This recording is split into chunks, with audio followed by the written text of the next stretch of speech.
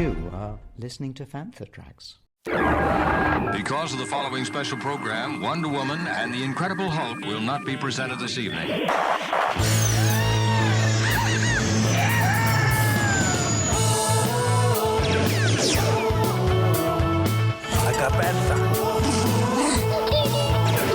It's time to get all your Star Wars news in a single file. That doesn't sound too hard. Boom! This is Making Tracks. This is the way. Here are your hosts, Mark Newbold and Mark Mulcaster. I know these people. They are brutal. Does this look Jedi to you? That's not how the Force works.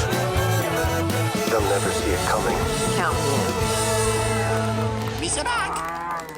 You're listening to Making Tracks, and a very special episode as we return to Newark for Festival of the Force 2026. Fantha Tracks were there for the day, and I was fortunate enough to be the stage host, where I had the chance to chat to numerous Star Wars stars. Our Star Wars Podcast Day episode featured Tim Rose and Paul Casey, talking Admiral Akbar and Admiral Raddus. Today, we return to Newark, and my chats with Jimmy V and Toby Philpott, Robert Emms and Jasper Jacobs, and Jamie Glover. Let's kick off the proceedings with Jimmy V, R2-D2 and The Last Jedi, and Toby Philpott in Return of the Jedi. So, welcome back to Festival of the Force, back again for the second year at Newark. I'm Mark Newbold from Fantha Tracks, Star Wars Insider, all sorts of other good stuff. And I'm here with Jimmy, and I'm here with Toby. Good morning. First things first, how are you guys? How's life? Yeah, fine. I'm enjoying this. It's a big one, isn't it? It is. It was fantastic last year, and look at the people coming in already. You can feel the atmosphere. Jimmy, I'm sure you guys sharing a mic there. We're fine. How's life with you? Jimmy, how's things? Yeah, good so far, yeah. Yep. So, your experiences working on the films. I'll start with you, Toby. Return of the Jedi was such a big deal, the excitement for that film when it came out back in '83. What was your sense of the hype almost, you know, the excitement for that film when you came in onto the project? Well, yeah, it's a bit strange. My first film was working on The Dark Crystal with Jim Henson, and that was in Elstree Studios, and the next film in was Return of the Jedi, or it was called Revenge of the Jedi at the time. But I hadn't seen the first two films, so when they gave me the job of doing Jabba the Hutt, I had to go out and find a cinema showing the first two Star Wars movies, so I could catch up with what it was. I knew it was a big thing. I knew Star Wars was a big thing, but I literally hadn't seen the films. So the first time I saw the first two was in a cinema, big screen, Dolby sound. I'm in there for 4 hours watching these first two movies, and I came out going, I'm going to be in the third one, which was a bit amazing. That's cool. You're the first person I've met that you probably went to see the double bill in '82, there or thereabouts. Yeah. So that's kind of cool that's how you discovered this world. Absolutely. And was that enough to tee you up to kind of understand the level of what you were going in at? Well, yes, except I'd been doing background creatures in Dark Crystal, so when they told me I was doing Jabba the Hutt, and I met him in the workshop and stuff, I still thought he was just some background creature. I had no idea that it was going to be Jabba's palace, that we were going to act with all the main actors and be on screen for like 20 minutes or something. I mean, in a Star Wars movie, if you're in the frame for that long, you'd be a star. Unfortunately, as puppeteers, we're invisible. Jabba the Hutt is world famous, and we aren't. You are the most famous left arm in cinema, though. It's true, yeah. And Jimmy, pass the mic down. When you came in onto Last Jedi, obviously R2-D2 is a beloved character, and you're inheriting that. What was the process for you getting involved? Well, I was actually on the film. I was playing, the furry creature with the big green furry head? Yeah. Right, I was in for that. I played that, and I played one other creature at the same time. And it was, JJ was coming in to see what was getting set for the next one. Yeah. And the guys that I had worked with, I'd worked with them before, they said, could you jump inside this R2 thing? It wasn't R2 itself, it was a wooden made up. Yeah. So I got inside it, they put a dome on it. JJ comes in and gets his phone out, he says, right, can I see a couple of moves, see this, that. So I'm doing it inside that. And he says, right, that's good, fair enough, good video, fine. The next morning I went back in to play the furry creature in Mars Bar. Yeah. And the guys come up to me and says, when you finish here, you need to come to the other office. So it was like from finishing the set here, up into the office, right, you're going back out, but you're going in after D2, we'll give you the job. And that was like, I was like, oh shit, yeah. That must be amazing though, because R2 is so recognisable within the world of Star Wars, and you know, Kenny obviously, bless him, you know, was that guy. Kenny and I had worked in mega different films together, and we used to laugh and joke, you know, and Kenny would tell me things about it. Yeah. So basically when I got there I knew what I was doing, because I thought, well, I remember he used to do this. And back to you, Toby. With Jabba being, I think it was the largest puppet that had ever been built in Hollywood at that time, were you involved in the process of putting that together? What was your role in sort of, because you weren't the only guy in there was a team of you in there, so how did that all sort of come together? Well, I didn't help build it. I had to go in for fittings and to work out how he was going to work, but John Coppinger sculpted Jabba, and Dave Barclay was offered the job of sculpting, but he was working for Jim Henson. So then they offered him the job as chief puppeteer, because the chief puppeteer is the one who does the voice. Basically. Right. So Dave is doing the voice, the mouth, the voice, and the right hand, and he hired me as the co-pilot. So I get to be the left hand, all the head moves, and the tongue. So although Dave's doing the talking in English on the set, I mean they dubbed it later, I get all the actions. I get to hit C-3PO, eat the frog, smoke the pipe, grab Bib Fortuna and all that. So Jabba is basically left-handed. Right, yeah. He's quite a groovy guy. When Jabba's dancing, when Femi's doing her thing and stuff, there's a nice little groove going there. So are you musical in any way? Well, yeah, I mean, Dave and I, we had to make big moves because, you know, imagine he's covered in blubber and air sacs, and so we'd do little moves and they'd go, that's not enough. So we're actually flinging ourselves around inside there. But, I mean, we think of Jabba, we thought of Jabba, not as evil like the Emperor, but as a fun baddie. Yeah. Do you know what I mean? He's having fun. You wouldn't mind being Jabba the Hutt and going to one of his parties, would you? I mean, he's obviously having a laugh. And yes, of course he's a baddie, he kills people and all that sort of stuff, but he is having fun. He's a comedy villain to us. And so the dancing is part of the partying. And we were having a lot of fun being Jabba, because basically we went in the morning in street clothes. You know, there's no costume to put on. We'd climb inside him and just be Jabba all day. We even asked the director to talk to Jabba. Don't talk to us. Don't say who's doing the left hand and so on. We got that from the Muppets, of course, which is you don't talk to the puppeteer down there. You talk to Kermit and Miss Piggy. So we said, please talk to Jabba as though you've got Marlon Brando on the set or something. And he would say, okay, give me a big laugh, and then look that way, and then grab him, and you know. And we got the director actually doing that, talking to us as a character, and then we would work out how to do that, just the actual technical problems. And that helps you as a team to become a cohesive unit, I guess. Yeah, absolutely. And Jimmy, with R2, obviously Kenny had done what he'd done in the original trilogy. There's movements to R2, there's a feel to how he does his thing, which is what you were sort of inheriting in that sense. How did you rehearse, how did you find that movement? Basically, it's, like you say, once I'm closed in, I don't see nothing, I don't hear nothing. I've got an earpiece to the director, and he'll say to me, we need you to shake left. So you're basically standing in like that. You go left, you do a left, you do a back, you do a forward. Yeah. And it moves, so you're like trying. Everything's in your ear. There's nothing that you can see. I mean, when they're shooting the scene, people come to say, when you done that scene, say, with the fire and that, how did you feel being exposed to the fire? I'm like, what fire? I knew it was getting on. What details you stood next to a flamethrower or something like that. You're just basically inside. And when you're in there, is it like a harness that's on you? Is it handles that you hold? How do you do it? Now, once they lift you in, you slide down the legs to the side, then they put the lid on, hold you in, and that's it. If they need to move it, somebody will come up, move it a bit, they'll want it. So basically all I'm doing is sitting inside like that. What now? Like that. Yeah.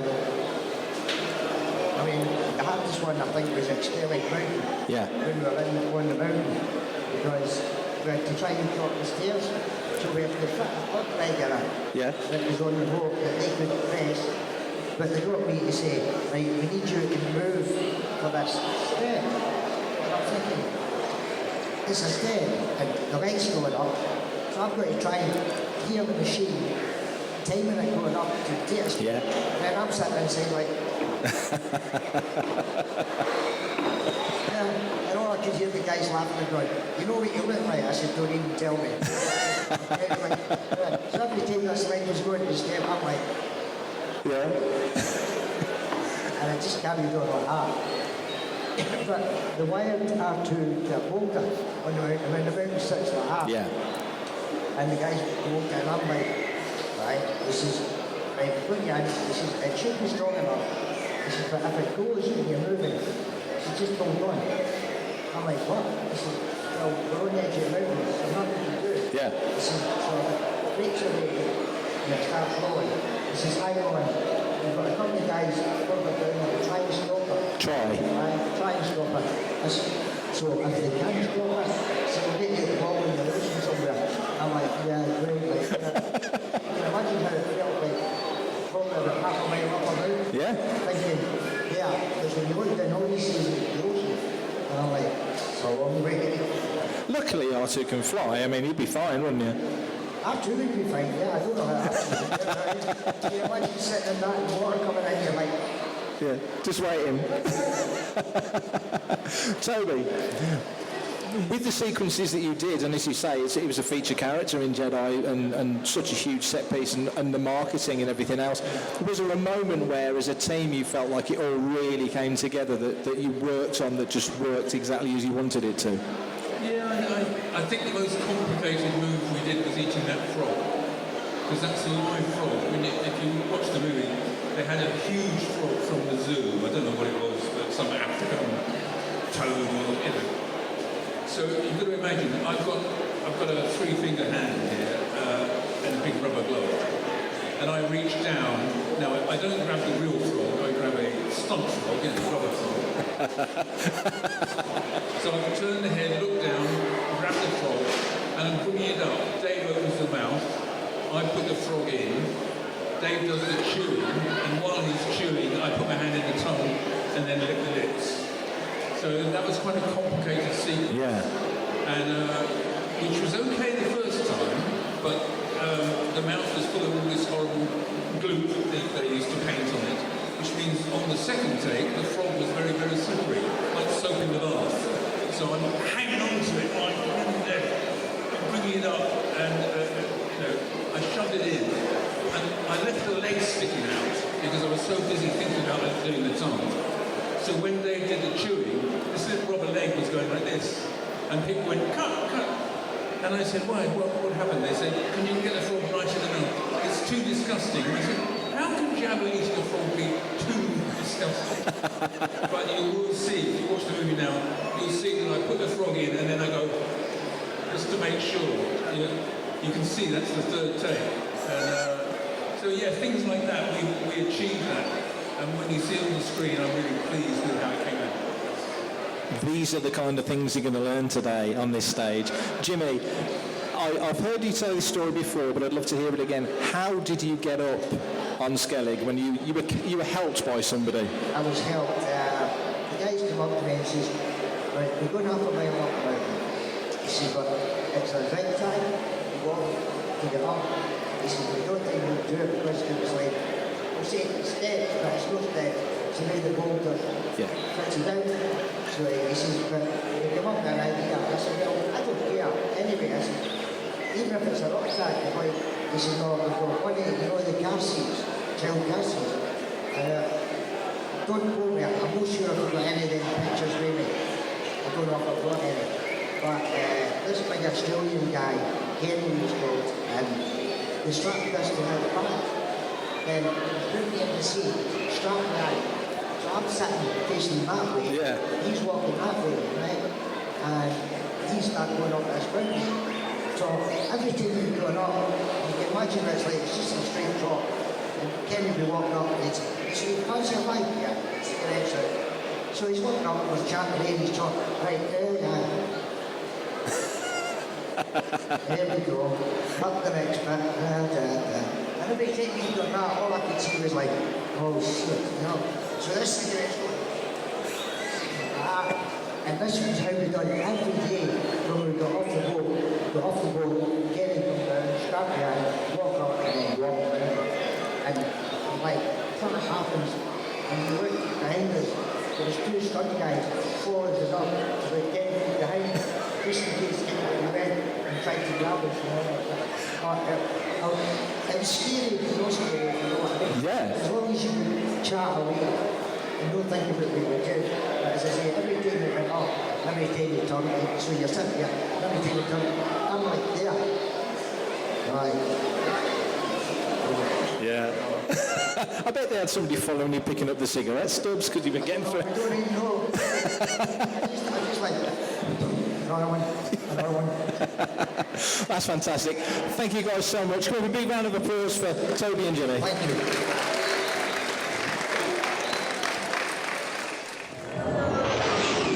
Hi, this is Andy Seacombe, otherwise known as Watto, and you're listening to Fantha Tracks. Next up is my chat with Robert Emms, who was Lonnie Young in Andor Seasons 1 and 2, and Jasper Jacobs, who played Captain Yor in the opening scenes of Return of the Jedi. Here with Robert, here with Jasper. We're going to talk, believe it or not, Star Wars, but I'll kick off with a regular question that I start most talks with. Robert, how's life treating you? How's things? Very well, thank you. Yeah, a bit cold. Yes. But fine. It is the end of January, I guess. Yeah, that's true. But yeah, particularly cold in here. Yes. Well, we're going to warm it up with this conversation, of course. Exactly. Yes. And Jasper? I'm very well.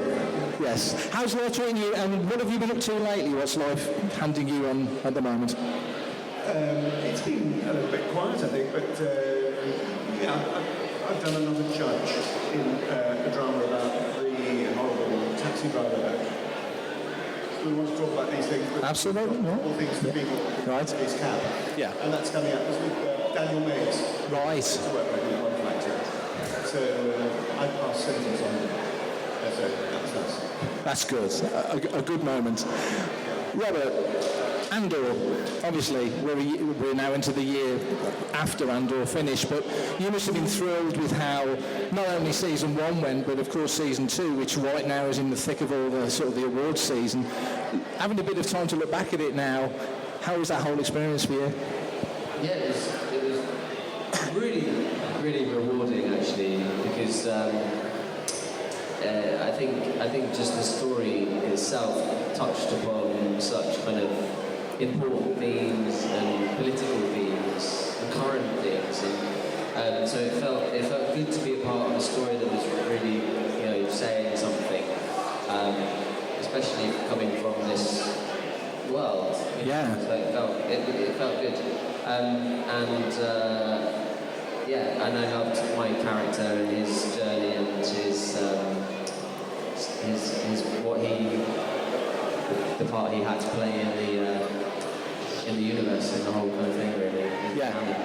Because Star Wars is generally regarded as a fun and action adventure and all those sort of upbeat, sort of adrenaline pulsing moments, and you end up in a series that really was grounded and gritty and granular and detailed. As an actor, that must have been an interesting juxtaposition between thinking, I'm going to be running around potentially with lightsabers and blasters, but actually there's a real deep core to this story. Yeah, definitely. I mean, I think this series felt particularly like a sort of John le Carré kind of spy thriller, and that was quite exciting. And yeah, I mean, specifically my scenes with Stellan felt very kind of, you know, kind of like proper sort of meaty scenes like you're kind of doing a play in a way, you know, that's very language-based actually. I mean, the writing was very, very detailed and muscular.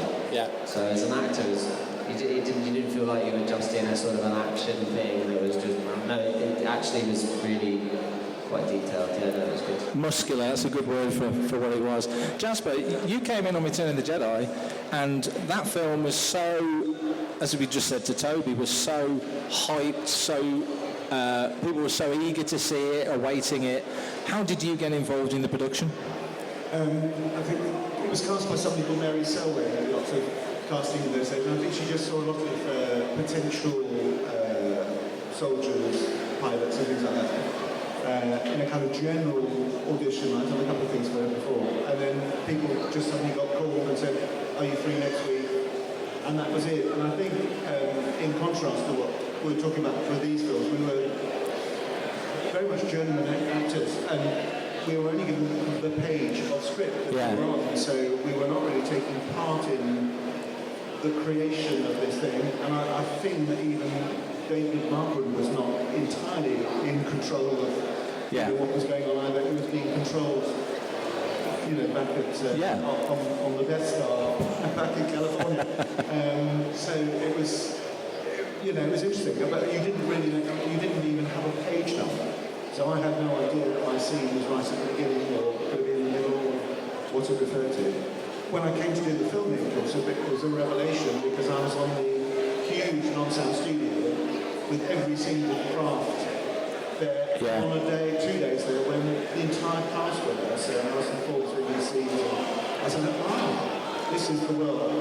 But quite what my bit was about, I didn't know. And what did you know of Star Wars going in? I mean, you must have known, obviously it's the third Star Wars film, you know it's a big deal, but what did you know of Star Wars before then? I've become a great fan of Star Wars subsequently. I'm not sure because I was at university and I was sort of very seriously thinking about music and all sorts of things, and maybe not even thinking about acting at that point. And it was a sort of catch-up. And yes, I remember actually going to see Return of the Jedi. I hadn't actually properly seen the first two films. But in those days, you had to go to the cinema. Yeah. I mean, you're never going to see them on the telly or get a video on them. So, and then when I did see them, rather than it being a sort of political or a very deep thing, it's a really moral tale. Yes. And very positive and uplifting. And I think that's one of the messages about why it still resonates so much. Yeah, absolutely. I mean, that film is one of the films that just puts a pulse in Star Wars. It's just such an exciting project. For everything in one location, daily news, reviews, interviews, podcasts, video and social media feeds, bookmark FanthaTracks.com for Star Wars news 24/7, 365.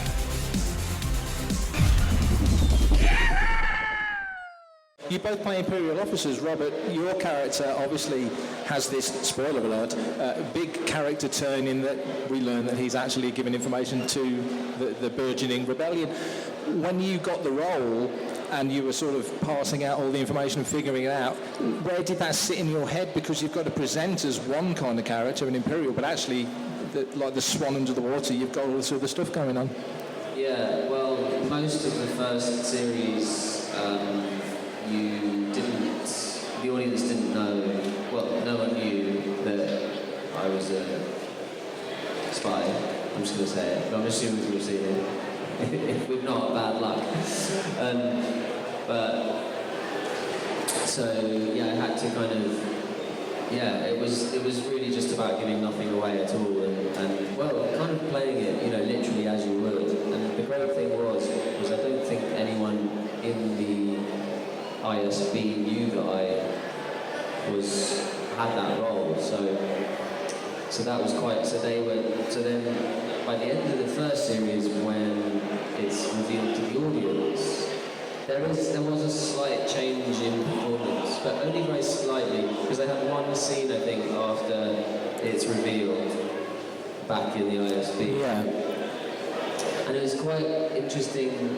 I spoke to the director at the time about how they were going to shoot it, because obviously my performance wouldn't be any different, because it's only the audience that know.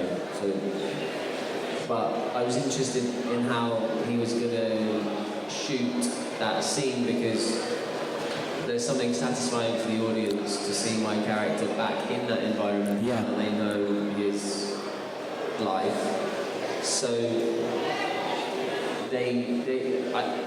I think they just framed it in a way that was kind of a little bit over my shoulder, so you could sense me in that space a bit more. I just thought it was quite an interesting choice to, because the various phases of the audience finding out, and then obviously in the second series, the ISB finding out. I don't know, they found out. All those different levels of that. It's quite exciting, kind of releasing tension. But in terms of performance in the ISB, you just have to play it kind of literally, just trying not to give anything away at all. Absolutely. Actions, just deadpan, which I found quite hard actually, because I've got quite an expressive face, and being a part of that, you probably know as well, in that sort of that style of performance in the Imperial Officer kind of thing is very sort of all about stillness and not doing anything. I couldn't ham it up as I am wont to do, so that was a shame. You're all set up for the next series of Traitors, Exactly, yeah. Now I should be in Traitors. Good grief. We've just landed on something here. That would be kind of perfect, wouldn't it? That would actually be really good, yeah. That's that. Jasper, with what Robert did, obviously it was in Andor, which was a TV series. You're in a movie, and so it's, I assume from an actor's point of view, it is a slightly different thing, because Robert's character, we had a chance to investigate. There was questions asked, we spoke for Insider, there was questions asked about your family, for example, that we never got to because it was the 2 seasons. With your character, obviously it's very much what we see on the screen, but did you ever, as you say, you became more of a fan of it after than before, but did you ever wonder, what was his past, where did this guy come from, what was his history? Well, I think my character became more of a character after the film, because I think probably people know I didn't have a character name, and I don't think anybody really thought necessarily very much about it, but yes, subsequently I have a whole career as Captain York, and a rather small value on those playing cards as well, so it was all a revelation to me, I would say. And what do you make of, obviously Star Wars, we've got a whole dealers area halfway down the stage, down the room now, and there's Star Wars stuff galore. What do you make of that side of it? I always think the genius of George Lucas was making a film and calling it Chapter 4. Clever. And then, there's stuff before, and there's stuff on either side, and there's stuff later. So my grandchildren are Star Wars Lego, which is a universe to itself. Literally is, yeah. And they are, I'm so gutted that I haven't got them here today, but they would be going crazy. But just by calling it Chapter 4, what else was going to happen? What was next? What happened before? He set the ball rolling, and here it is. It's still rolling now. Very much is. Robert, with the sequences that you had across the 2 seasons, is there one moment, one revelation, one sequence that you would look back and go, yeah, chuffed to bits with that? Well, I've never chuffed to bits with anything, to be honest with you. Harsh critic,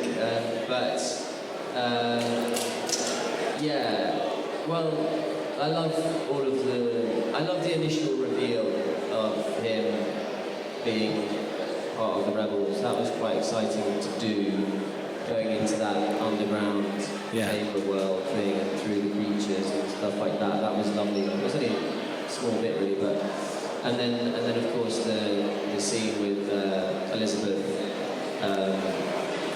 with the under the table. Under the table. Sounds a bit dodgy, that. Doesn't it? Yeah. Sound a bit around my head. But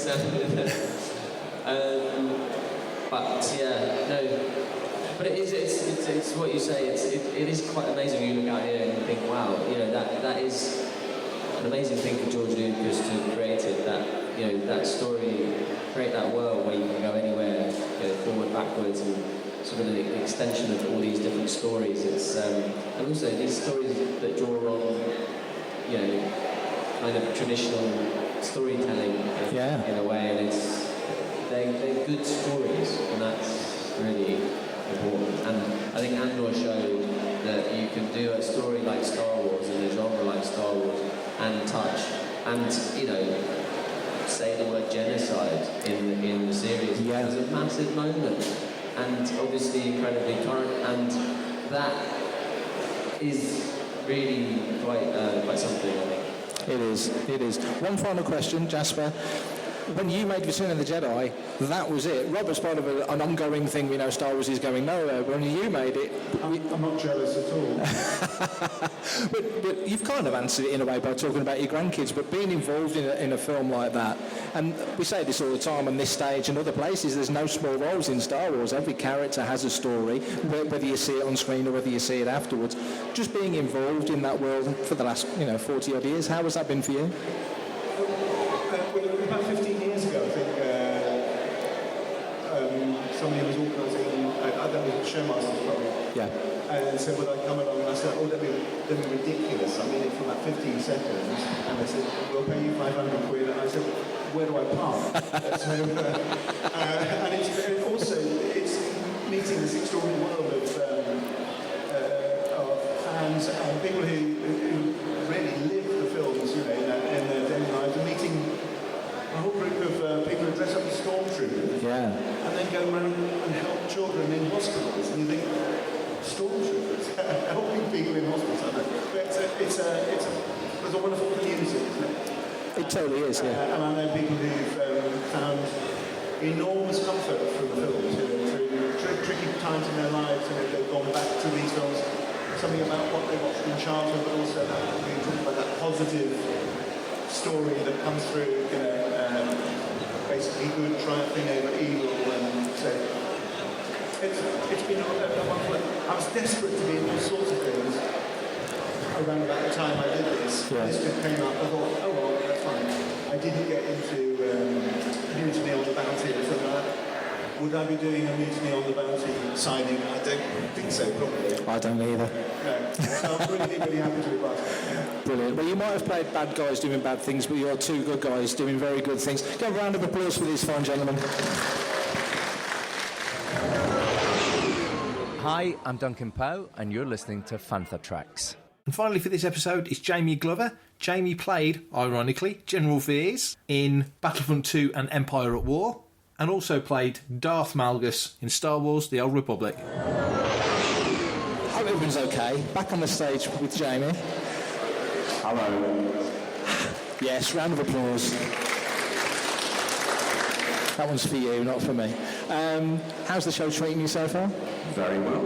It's very, very loud, this, isn't it? But this is how we like it. Yeah, very well, thank you. Yeah, no, it's been a lovely day.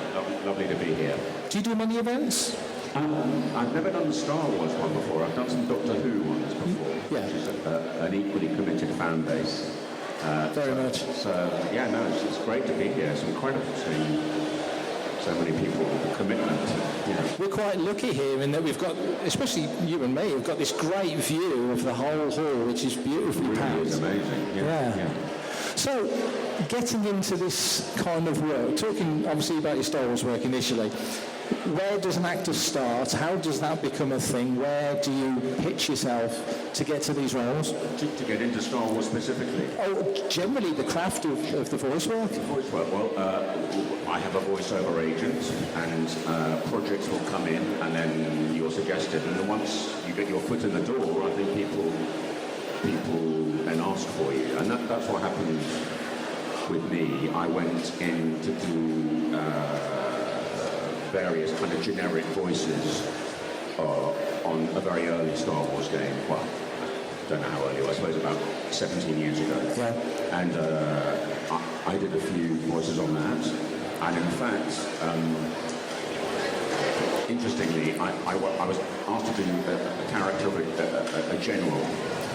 And they said, yeah, this is the guy, he does this, and he's called General Veers. And I said, you're not going to believe this, but my father is an actor, and he played General Veers in Empire Strikes Back. So they didn't know? Completely didn't know. That's mad. Yeah, it was quite... I guess they thought, well, similar voice, and they're not wrong. Yeah? But, yeah, and so on the back of that, I think that's how they thought of me for Darth Malgus. That's literally the Force working in mysterious ways, isn't it?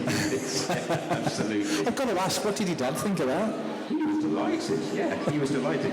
I think he probably would have preferred if it was him doing it. But Just to say, Julian Glover, obviously, who was General Veers. So you move into the process of doing, I mean, you're doing all sorts of other work as well, because that is kind of the life of that voice actor role. It's almost more of a journeyman craft than other types of performing, I guess, isn't it? You can be doing different things every day. That's right. That's right. Yeah. I mean, as an actor, I'm not just a voice actor. I do lots of other works, but it's always lovely to have that kind of string to your bow, and the more you do, hopefully people will ask for you more, and that seems to be the way of it. Really, is that it can be quite random, and like with Malgus, it's it'll go quiet for a couple of years, and then they'll say, right, he's back, we've worked on the next game, and will you come in and do some more? So and getting into that, I mean, that character is so well known out in the fandom, and sort of he's become your signature Star Wars character, out of a number of characters. Taking that character on, developing the voice, and then moving forward with the character, that must be quite interesting for you as a performer as well. It really is, and of course you don't know when it starts where it's going to go. It's just one character in one game, and I have to say, they showed me, they said, this is what he looks like, and I was like, okay, that's quite cool. And he's a badass, isn't he?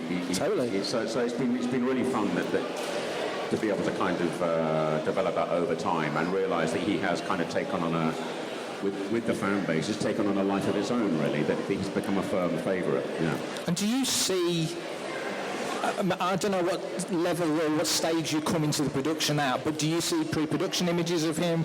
Do you see a fully rendered thing? What do you see? Pretty much fully rendered, yeah. That's normally the stage that they show you at. And then because they'll have worked out, obviously, all the storyboarding, and they'll have worked out what the script should be, and then you go in and you fill in the script. But then sometimes they'll bring you back saying something's changed a wee bit, and you'll go back and do retakes, and so that's normally how it works, yeah. And with it being a game, it's, I say I'm not a gaming expert, nor am I, I'm afraid. That's but it's a non-linear thing in the sense that the story can branch off into different results. So presumably you're doing different takes, turn left, turn right. That's right, exactly that. And I believe, and gamers will be able to tell me otherwise, that Malgus is whichever side of the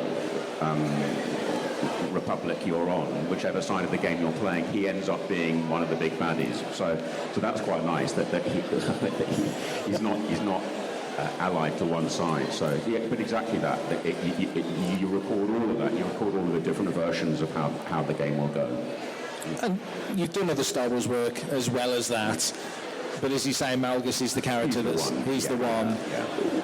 To think when you started, when you take the role, and you've done, let's say you've done General Veers before, which was such a great story, and you latch onto this Malgus character that already kind of had a bit of a history before the games started, and now here you are talking to a crowd. It's extraordinary to join. I was just saying to someone a minute ago, this world that George Lucas has created. I mean, this just wasn't here 50 years ago, and now it's so steeped in our social fabric. It seems inconceivable that it wasn't. I mean, look, it's incredible. It's a whole universe that's been created. I know I'm stating the obvious, but it is mind-blowing. It wasn't here 50 years ago. Nobody knew who Darth Vader was. That seems inconceivable now. It's another point that you can't make often enough, because you're absolutely right that this whole world, and there's yourself from the gaming realms, and there's actors who've performed on television, there's actors from the films, and then there's all kinds of other people that you could conceivably have up on a stage talking about essentially the same sandbox. That's right, exactly. Millions and millions of people who've worked on or been touched by it somehow. And it's as witnessed today, it hits such a kind of primal nerve, I think, this universe. Yeah. Tell us a little bit about some of the other productions and works you've done outside of Star Wars. Oh, good Lord. That's always a terrifying question. I do a lot of theatre work, and I also direct in the theatre. I was in Waterloo Road, TV series. I was in the first few series of that. One of my wife's favourites, by the way. Very good, very good. do a series called Agatha Raisin for Sky, which hopefully is coming back for another series, fingers crossed. I've been around, you know. Do you like the variety? Do you like the change? You can be voice acting one day, performing on... Very much so. Yeah. I think that's why most actors join, is that they join the business and they kind of want to live different lives for short periods of time, and that's definitely what it feels like. You know, you're stepping into a whole world and you can inhabit something and then you leave it behind and move on to the next. So, yeah. Some actors, you say about leaving it behind, some actors get so ingrained into a role they find it difficult to walk away, and I guess that depends on the depth of the role or the seriousness of the role or whatever it might be. As an actor, do you find it quite straightforward to compartmentalise that's the character I am on Tuesday and then on Wednesday I move on to the next thing? Yes, normally. I find it quite easy. I mean, you know, I think there are things that you get, even if you don't realise it, you get kind of sucked in, and they do become harder to leave behind. And I did a play a couple of years ago that it was months later I was depressed about it finishing. You know, I was kind of really sucked into it. So yeah, you do get drawn in. But as I say, the variety is why most of us join up. Which is not to say, you know, there are plenty of actors who found themselves in a long-running series and are very happy with that, and I completely understand why that would be the case. But I think most actors like the idea of visiting different worlds and then leaving them behind. Is there ever a moment when you feel the need to unleash your inner Darth Malgus? Ask my children. What's coming up next for you? What's on the plate next? What's coming up next for you? Coming up next, I did a play at the National Theatre last year called Inter Alia with Rosamund Pike, and that's coming to the West End in March, April, so we start that soon. So that's coming back, that's great. Hopefully another series of Agatha Raisin next year as well, but that's not 100% confirmed yet, but fingers crossed. And so again, on the same sort of point, that the variety, the different things that you do, that this is your craft, this is what you do. I guess it's what you'll always do, but you're always striving for that next different thing. Absolutely, yeah, and that's I always say the worst thing about being an actor is that you don't know what's around the corner, you know, so you can't plan anything. But the best thing about being an actor is that you don't know what's around the corner. It's absolutely two sides of the same coin, and the variety is the excitement and the fact that you don't necessarily know what you're doing in 3 months' time, and then suddenly you'll have an adventure that takes you off somewhere. Yeah. Star Wars with gaming especially, there's a bright future ahead, there's lots of stuff coming. You're a trusted hand, so would you welcome, outside of Malgus, of course, if he comes back then great, but if the other roles came your way? I'd be delighted. I mean, you know, who doesn't want to plug into this universe? It's as I say, it's an incredible thing, and who wouldn't? Fantastic. Can I have a big round of applause for Jamie, please? Thank you. Thank you very much. Email radio@fanthatracks.com. Head to links.fanthatracks.com for links to our social media feeds, Fantha Tracks TV and Fantha Tracks Radio. Thanks to James Semple for the Fantha Tracks intro, Blues Harvest for our Making Tracks opening music, and Mark Daniel and Vanessa Marshall for our voiceovers. New episodes drop Tuesdays and Fridays at 7 o'clock UK time. Our weekly news show, Good Morning Tatooine, goes live Sundays at 9 o'clock UK time on Facebook and YouTube. And remember, Fantha Tracks is absolutely free, so it costs nothing to stay updated on all the latest Star Wars news. Coming up next on Fantha Tracks Radio, it's another episode of Making Tracks.